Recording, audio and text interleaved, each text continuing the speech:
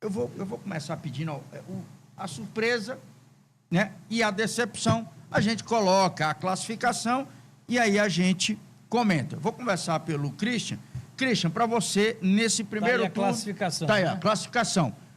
Decepção e surpresa para você no primeiro tempo, no primeiro turno. Diz só os nomes dos times e aí depois nós vamos argumentar.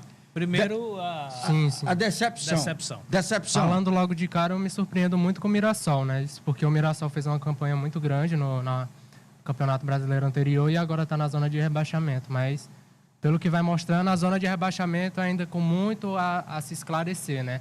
E o Atlético Paranaense, na verdade, a dupla paranaense, né? Fazendo um grande campeonato. Mas enfim, para você, qual o time que decepcionou mais no primeiro turno? A pergunta é essa, que o Daito acabou colocando as duas coisas. Mirassol. Principalmente. Pelo grande campeonato que fez ano passado, gerou uma expectativa muito grande. Mas o time perdeu muitos jogadores, também é bom que se diga isso, e acabou não rendendo até agora. Tá dando um esboço de melhor aí. Pode ser que no segundo turno engrene, né? Consiga encaixar. Luziquela Oliveira, decepção e surpresa. Pra mim... Fala logo. Surpresa pra mim... A decepção? Só um. Não, vamos lá. Vai. Completa logo aí, a gente completa o raciocínio. Pra mim, a surpresa foi o Fluminense, tá ali brigando nas 3 primeiras colocações. E pra mim, a decepção, o Mirassol, continua aqui com o raciocínio do Christian, porque, de fato, né, manteve, apesar de ter mantido ali o seu treinador, mas muitas peças foram negociadas, então acabou despedaçando aí o Mirassol. Eu até colocaria o Vasco nessa monta aí, porque, claro, um time que, como o Vasco, que tinha grandes jogadores ali também à frente, era para estar bem melhor colocado nesse início de Brasileirão. Francinito Loureiro, a decepção primeiro, né? E na sequência, positivamente. Positivamente, vai.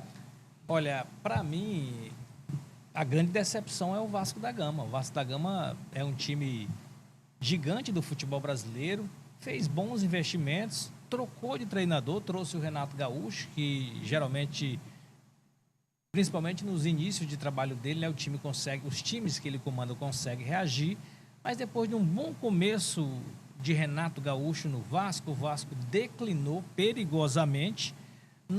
É um time que tem muita dificuldade de produzir jogadas de qualidade, jogadas que possam, né, envolver os adversários, e termina praticamente o primeiro turno aí na zona do rebaixamento. Tá aí a classificação com o Vasco ali na tela amargando o Z4 para a tristeza do seu torcedor. E outro time que decepciona, pode parecer loucura o que eu vou dizer, é o Flamengo. O Flamengo tem um alto investimento, talvez o elenco melhor do Brasil, da América do Sul. É porque o flamenguista gosta de reclamar, né? Não tá nem na zona de rebaixamento. E termina o primeiro turno a 7 pontos do líder Palmeiras. É uma distância muito grande. Então, para mim, não deixa de ser uma decepção. Em relação à surpresa positiva, né? Quem se deu bem, quem realmente pode ser considerado um time que surpreendeu positivamente no primeiro turno, eu acho que o Atlético Paranaense é um time que está voltando da Série B. Nunca é fácil quando você vem de uma segunda divisão para disputar uma primeira divisão. Um orçamento sempre 60% reduzido, né?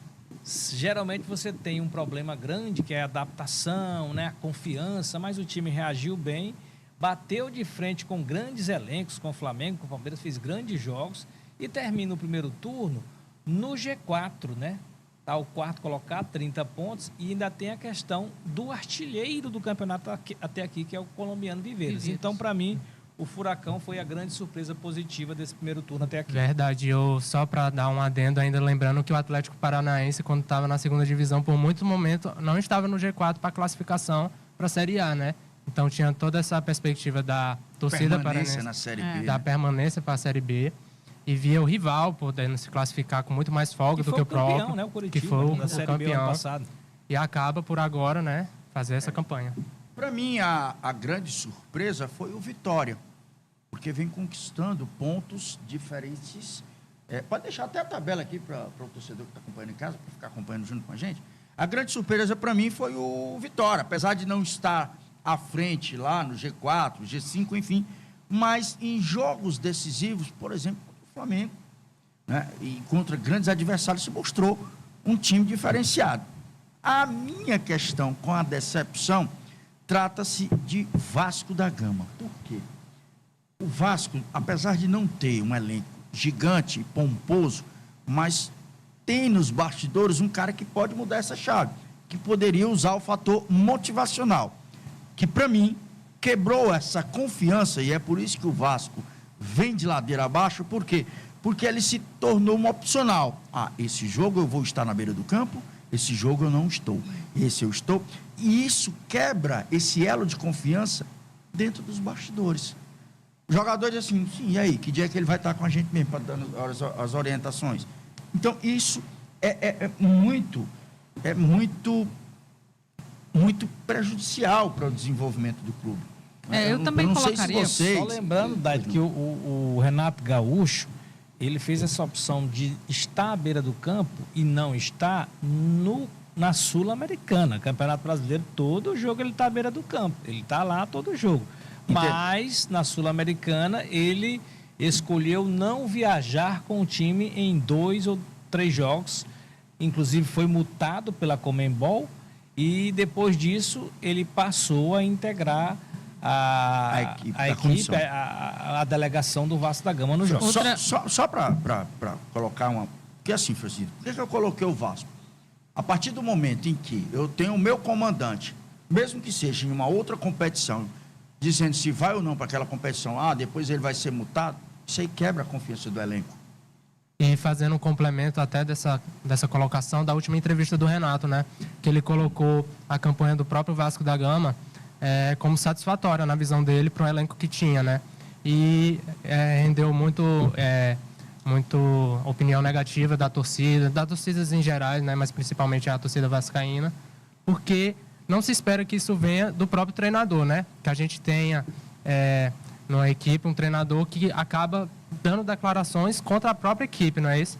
E acaba ferindo um pouco o sentimental da equipe para poder reagir, né? Tem várias equipes, na minha opinião, até que a gente poderia colocar como decepção, mas outra dela que eu acabei olhando aqui, analisando a tabela mais profundamente, o time do Santos também é uma decepção, porque repatriou o seu grande ídolo, que é o Neymar, e acabou decepcionando não só porque o Neymar não está tendo condições físicas para atuar em todos os jogos, mas também porque o elenco do Santos, o time que joga com o Neymar, né, nas vezes que ele esteve em campo, também não ajuda, né? A gente teve um início com o Gabigol ali fazendo alguns gols, mas depois Rony acabou não jogando muito ali, tendo muita parceria com o Neymar. E outros jogadores que, por mais que tivessem ali aquele contato no meio campo, aquela interação ali com o grande ídolo santista, não conseguiram fazer a equipe do Santos render, tanto que está ainda na parte de baixo da tabela, ainda tentando se livrar do perigo da zona da degola. Vamos ler algumas mensagens de telespectadores que já mandaram para o nosso chat no YouTube. Já chegou aqui para mim? Pronto. Gregório, surpresa. Curitiba, decepção, Grêmio. O caso do Vasco já era esperado. Tradição do clube. E eu acho que nós entramos num consenso com relação a essa história do Vasco, né? Próxima mensagem. Tem mais uma. Já ganhamos o Brasileirão com 10 pontos de diferença. Agora com a CBF do lado do Palmeiras, esse ano está mais difícil. Sempre difícil? Polêmico, né? Sempre polêmico. Temos seleção já pra gente tocar o bola? Espera aí. Deixa lá. Não se inscreve, não. Quer fugir da raia? Não se inscreve, não, que aqui tem que ter a tesoura. Olha, cadê a pergunta lá? Bota a última pergunta lá. Eu vou responder. Vá, respire fundo. Na verdade, tá complicado o Campeonato Brasileiro, mas eu acho que Palmeiras e Flamengo vão seguir brigando num campeonato à parte dos outros 18 times que disputam o Brasileiro. Nós temos um campeonato entre Flamengo e Palmeiras e temos 18 times disputando outro campeonato. Pode um desses 18 ser campeão? Pode, mas é muito difícil. Agora, o Palmeiras tem uma dianteira interessante, mas não sei se o Palmeiras, com o futebol que ele vem mostrando, pode sustentar isso até a última rodada. O Palmeiras não está apresentando bem. Para vencer a Chapecoense no último fim de semana, precisou de um empurrãozão. Não foi nem um empurrãozinho, não. O árbitro. Eu colocaria até o Fluminense também nessa disputa pelo título, né? Mas é um pouquinho mais distante. Corre por fora, né? Corre muito por fora, né? Porque eu avalio o elenco do Fluminense até como um elenco muito bom. A desconfiança maior pelo Fluminense é ainda pelo Zubeldia, que demonstrou em alguns momentos ser um treinador um pouco instável para administrar o elenco. Mas eu coloco nessa briga também, e eu acho que o Palmeiras, pelo elenco que tem, essa força que tem no Campeonato Brasileiro, nas competições, eu acho que já se colocou muito favorito como o campeão. Mudando de chave agora, vamos falar de seleção brasileira.